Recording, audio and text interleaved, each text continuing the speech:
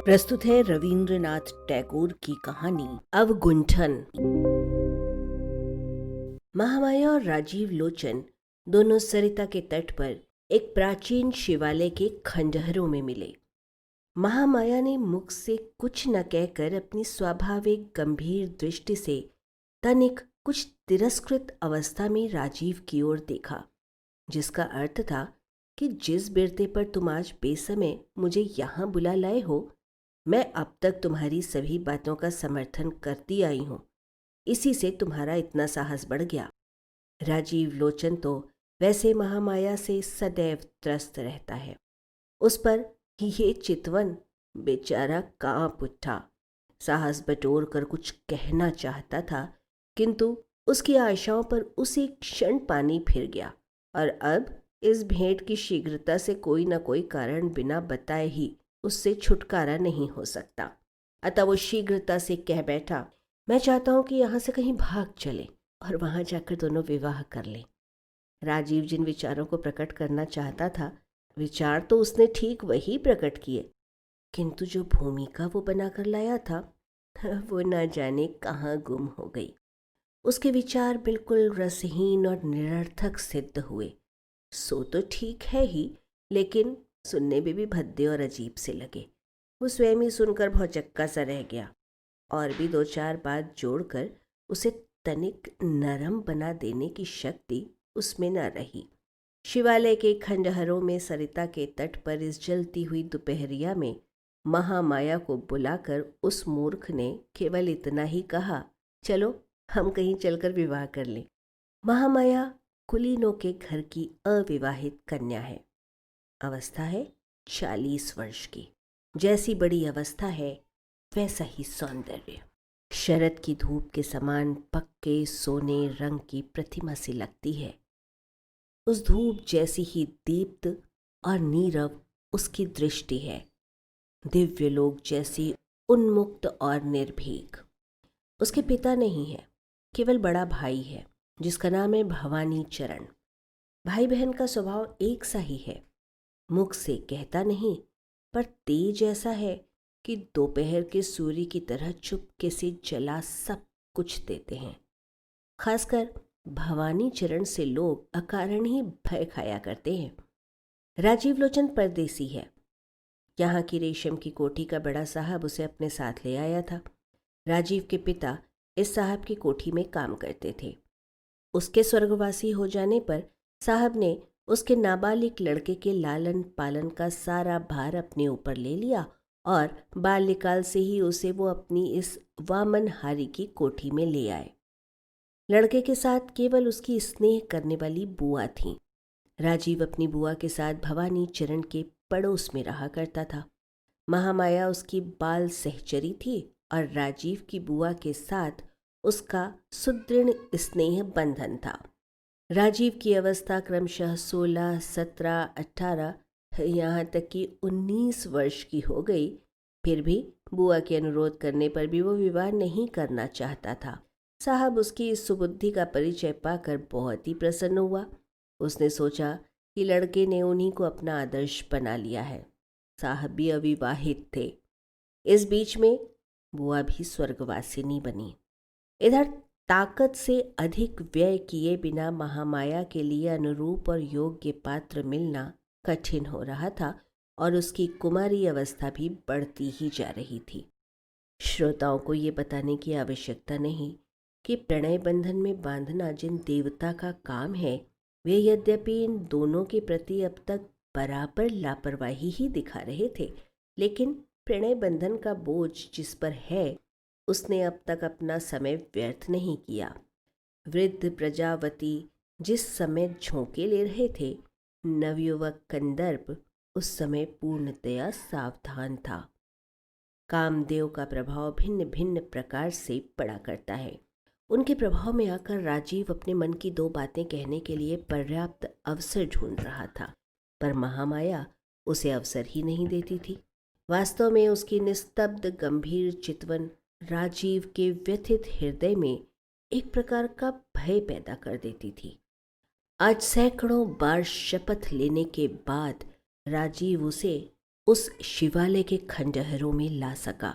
इसी से उसने सोचा कि जो कुछ उसे कहना है आज सब कुछ कह सुन लेगा। उसके बाद या तो जिंदगी भर सुख में रहेगा और नहीं तो आत्महत्या कर लेगा। जीवन के एक संकटमय दिन में राजीव ने केवल इतना ही कहा, चलो विवाह कर ले। और उसके उपरांत पाठ भूले हुए छात्र के समान सक पकाकर चुप हो गया। महामाया को मानो ये आशा ही न थी कि राजीव उसके सन्मुख ऐसा प्रस्ताव रख देगा। इससे देर तक वो चुप खड़ी रही। दोपहरी की बहुत सी अनिर्दिष्ट करुण ध्वनियां होती हैं, वे सब की सब इस सन्नाटे में फूट निकली। वायु से शिवालय का आधा हिलता हुआ द्वार बीच बीच में बहुत ही क्षीण स्वर में धीरे धीरे खुलने और बंद होने लगा। कभी शिवालय की झरोखी में बैठा हुआ कपोत गुटुरगूं करता, तो कभी सूखे पल्लवों के ऊपर से सरासर करती हुई गिरगिट निकल जाती, तो कभी सहसा मैदान की ओर से वायु का एक जोर का झोंका आता और उससे सब पेड़ों के पत्ते बार बार आर्तनाद कर उठते। बीच बीच में सहसा नदी का जल जागृत हो जाता और टूटे घाट की सीढ़ियों पर छल छल छपक छपक चोट करने लगता। इन सब अकस्मात उदासी में डूबे हुए असल शब्दों के बीच बहुत दूरी थी, पर एक वृक्ष के नीचे किसी गडरिये की बांस की बांसुरी में से मैदानी राग निकल रहा था। राजीव को महामाया के मुख की ओर देखने की हिम्मत नहीं हुई। वो शिवालय की भीत के सहारे स्वप्न की सी अवस्था में चुपचाप खड़ा सरिता के निर्मल जल की ओर निहारता रहा। कुछ देर के पश्चात मुंह फेरकर राजीव ने फिर एक बार भिक्षुक की तरह महामाया के मुख की तरफ देखा। महामाया ने उसका आशय समझा। सिर हिलाते हुए कहा, नहीं, ऐसा नहीं हो सकता। महामाया का सिर जैसे ही हिला वैसे ही राजीव की आशा भी उसी क्षण पृथ्वी पर मूर्छित होकर गिर पड़ी।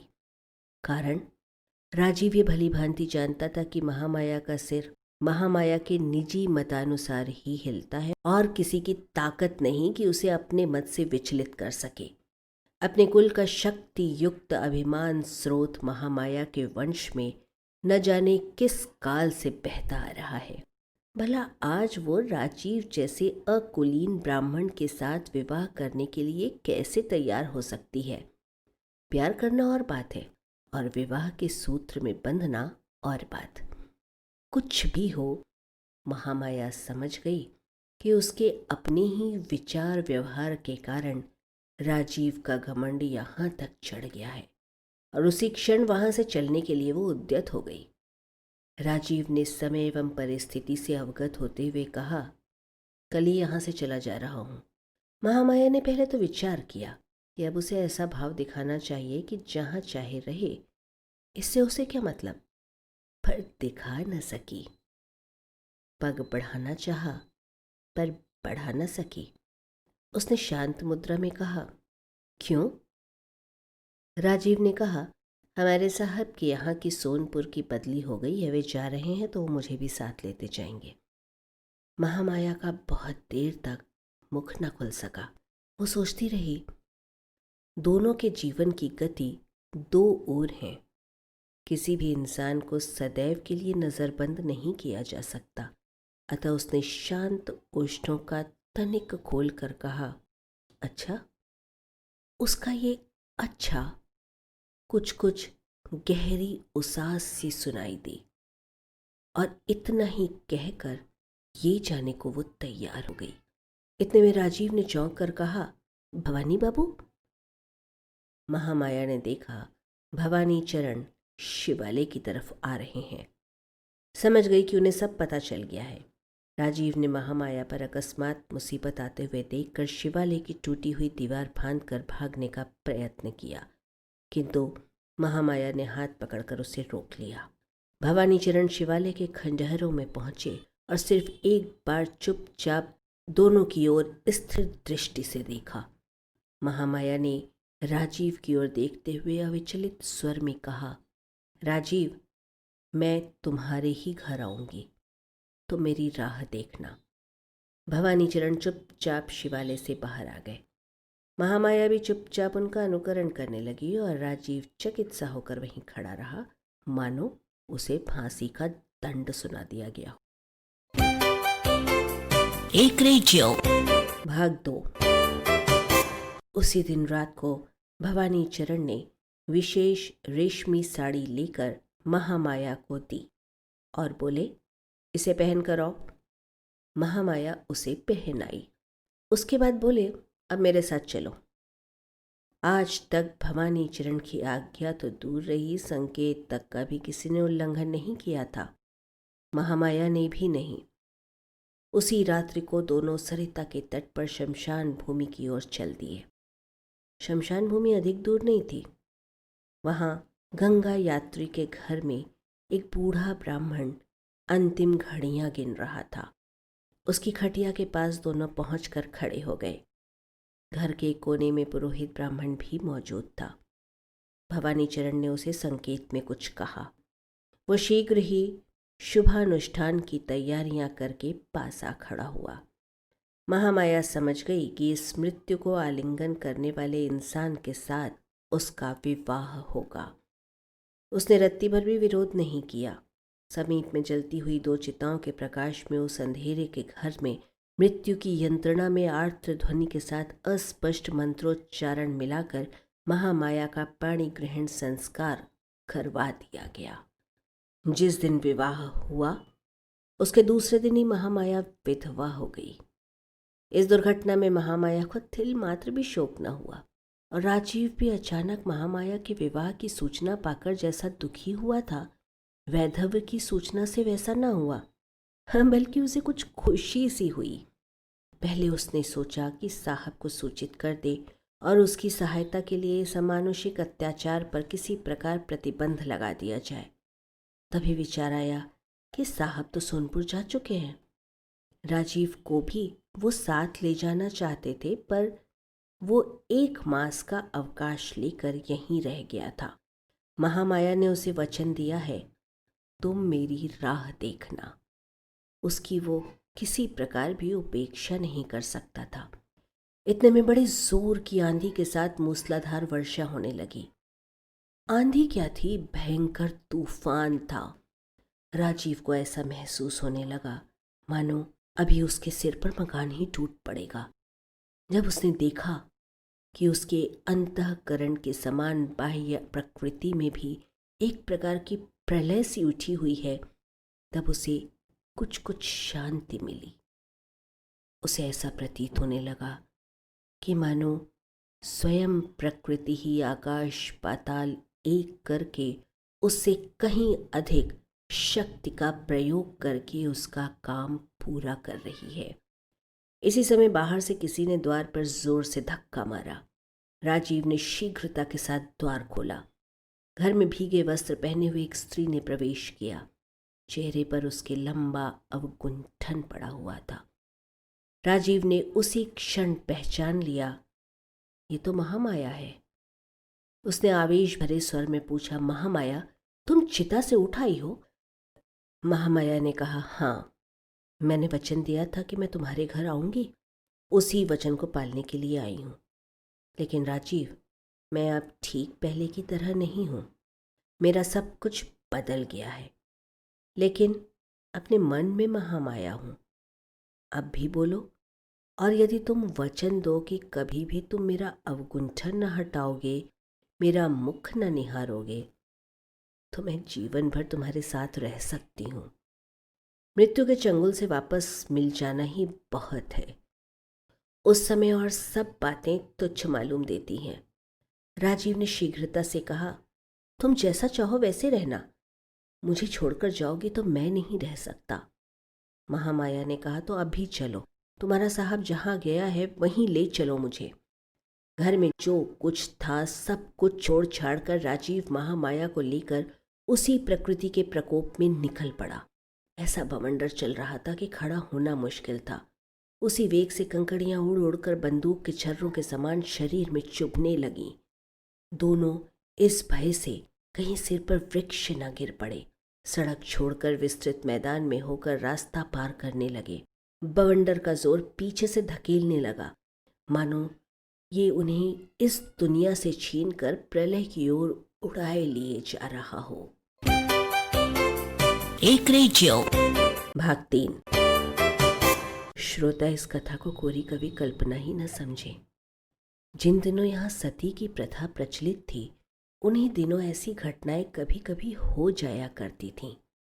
महामाया के हाथ पैर बांधकर यथा समय चिता में रखकर उसमें आग लगा दी गई थी। आग भी खूब जोरों से जल उठी थी, लेकिन उसी समय बहुत जोर का बवंडर उठा और मूसलाधार वर्षा पड़ने लगी। जो दाह संस्कार करने आए थे वे शीघ्रता से गंगा यात्री वाली कोठरी में जा छिपे और भीतर से द्वार बंद कर लिया। सभी समझते थे कि ऐसी आंधी पानी में चिता बुझते समय नहीं लगता। इसी बीच में उसके हाथों में बंधा कपड़ा जलकर भस्म हो गया और हाथ खुल गए। असह्य दाह पीड़ा में मुख से वो कुछ न कह सकी। तुरंत उठकर बैठ गई और पैर की रस्सी खोल डाली। उसके बाद कई स्थानों से जली हुई साड़ी से देह को छिपाए हुए लगभग नंगी सी चिता से उठकर पहले वो अपने घर आई। घर में कोई नहीं था, सब शमशान में थे। दीपक जलाकर एक धोती पहनकर महामाया ने एक दर्पण में अपना चेहरा देखा और दर्पण जमीन पर दे पटका। फिर कुछ देर खड़ी खड़ी सोचती रही। उसके बाद चेहरे पर लंबा अवकुंठन किया और राजीव के घर की ओर चल दी। इसके बाद जो कुछ हुआ आप श्रोताओं को मालूम ही है। महामाया अब राजीव के पास ही रहती है, लेकिन राजीव के जीवन में सुख शांति नहीं। दोनों के बीच केवल अवगुंठन का व्यवधान है, लेकिन वो अवगुंठन मौत के सामने चिरस्थायी नहीं, अपितु मृत्यु से भी बढ़कर पीड़ा उत्पादक है। इसलिए कि निराशा मृत्यु की विरह पीड़ा को धीरे धीरे अचिंतन रूप प्रदान कर देती है। लेकिन इस अवगुंठन के पृथक रूप ने एक जीती जागती आशा को प्रतिदिन प्रतिपल व्यथित और पीड़ित कर रखा है। एक तो पहली ही महामाया की शांत प्रकृति है, उस पर उसके इस अवगुंठन के भीतर नीरवता दुगनी असह्य सी प्रतीत होने लगी। राजीव अब ऐसे रहने लगा जैसे उसे मृत्यु की चलती फिरती पुतली ने घेर लिया हो। वो पुतली उसके जीवन का आलिंगन करके नित्य प्रति उसे क्षीण करती जा रही है। राजीव पहले जिस महामाया नाम से परिचित था, उसे तो उसने खो दिया। अब तो वो केवल उसकी सुंदर बाल्य स्मृति पर ही जीवन को अवलंबित करके इस दुनिया में रह सकता है। परंतु उसमें भी अवकुंठन युक्त पुतली सदैव उसके पार्श्व में रहकर बाधा पहुंचाती रहती है। वो सोचता है इंसान में स्वभाव से ही काफी अंतर है, और खासकर महामाया तो महाभारत के कर्ण के समान स्वाभाविक कवच धनी है। वो अपने स्वभाव के इर्द गिर्द एक प्रकार का आवरण लेकर जन्मी है। उपरांत बीच में फिर मानो वो पुनर्जन्म लेकर और एक आवरण लेकर आई है। रात दिन साथ रहती हुई भी वो इतनी दूर चली गई है, मानो राजीव से उस दूरी को पार नहीं किया जाता। मानो वो केवल एक माया की रेखा के बाहर बैठकर अतृप्त तृषित मन से इस सूक्ष्म एवं अटल रहस्य से अवगत होने का प्रयत्न कर रहा है।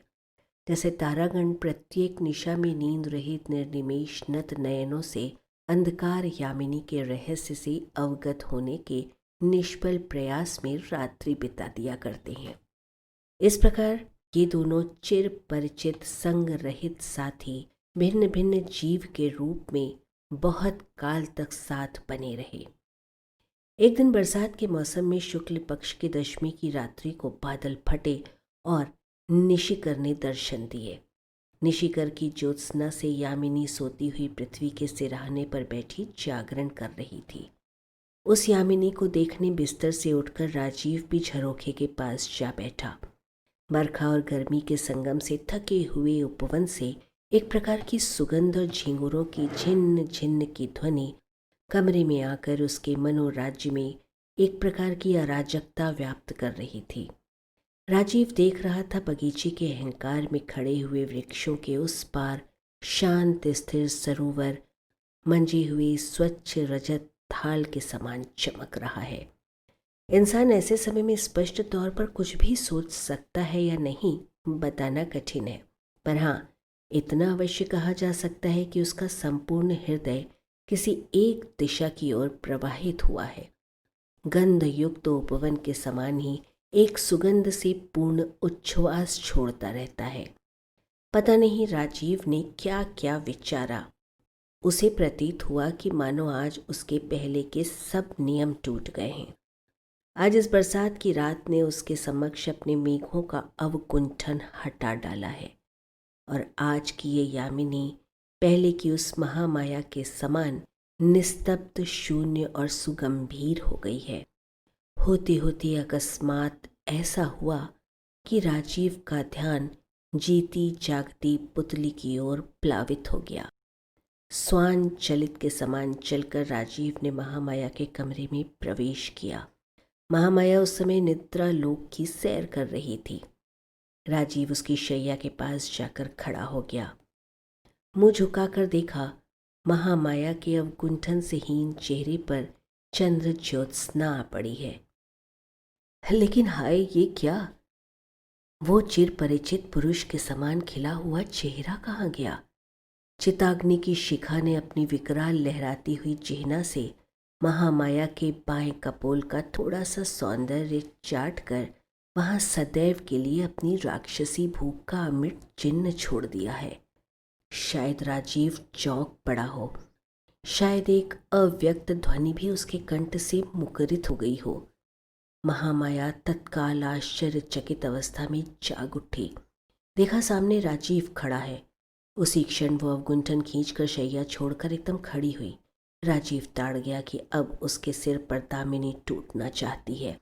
वो फर्श पर गिर पड़ा और महामाया के चरणों को स्पर्श कर बोला, मुझे क्षमा करो महामाया, मुझे क्षमा कर दो। महामाया कुछ उत्तर न देकर एक पल के लिए भी पीछे की ओर न हटकर घर से बाहर निकल गई। राजीव के घर फिर वो कभी नहीं लौटी। उसका कहीं भी पता न चला। इस क्षमाहीन चिरगमन की क्रोधाग्नि राजीव के संपूर्ण जीवन पर सदैव के लिए सुदीर्घ दग्ध चिन्ह छोड़ गई। ये थी arparejo.com की प्रस्तुति।